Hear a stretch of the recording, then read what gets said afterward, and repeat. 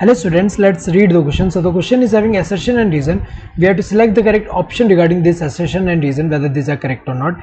Assertion is certain bacteria possess plasmid. ये तो correct है क्योंकि अगर देखा जाए कुछ बैक्टीरिया जैसे बैक्टीरियल सेल में अगर हम देखें तो यहाँ पे सीधे अगर हम देखें अंदर सिर्फ डीएनए हम दिख रहे हैं, इसके अलावा हमें पता प्लाज्मा मेम्ब्रेन है, बाहर सेल वॉल होगा, देन जो ग्लाइकोकैलिक्स का लेयर टिपिकल अगर बैक्टीरियल सेल की बात करें तो अंदर जो होता है अंदर अगर हम देखें यहाँ पे क्या है, ये जो है ये डबल स्टैंडर्ड सर्कुलर डीएनए है। डीएनए ये जो डबल स्टैंडर्ड सर्कुलर डीएनए है ये क्या होता है, मेन क्रोमोसोम है। ये अगर हम देखें ये मेन क्रोमोसोम है, मेन क्रोमोसोम और क्रोमोसोमल डीएनए कह सकते हैं। मेन क्रोमोसोम जिसमें जितने भी एसेंशियल एक्टिविटी जो होते हैं उनके लिए जो प्रोटीन सिंथेसाइज होंगे वो यहाँ पे इंफॉर्मेशन प्रेजेंट है।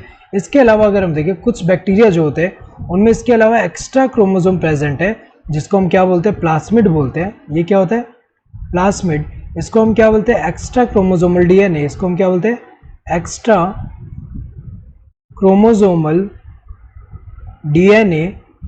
और ये जो होता है सेल्फ रेप्लिकेटरी कह सकते हैं कि यहाँ खुद इंडिपेंडेंटली यहाँ रेप्लिकेशन कर सकता है।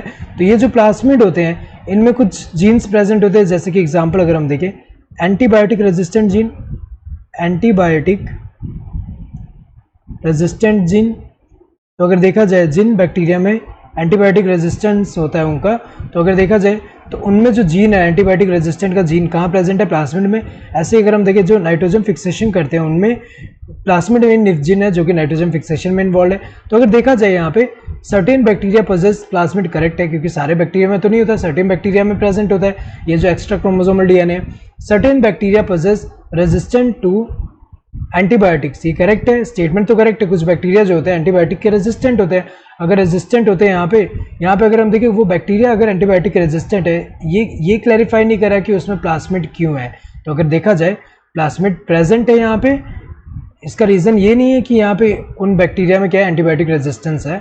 अगर देखा जाए स्टेटमेंट दोनों करेक्ट है but reason is not a correct explanation of assertion. So both the assertion and the reason are true and the reason is a correct explanation of assertion. ये तो गलत है, करेक्ट एक्सप्लेनेशन नहीं है। Both the assertion and reason are true but reason is not a correct explanation of assertion. Correct है, statement दोनों सही है लेकिन रीजन करेक्ट एक्सप्लेनेशन है असर्शन का।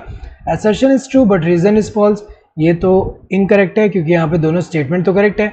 Both the assertion and reason are false, ये भी गलत है क्योंकि यहाँ दोनों ही ट्रू है statement. Correct answer would be the second one. Hope you understood the question. Thank you and all the best.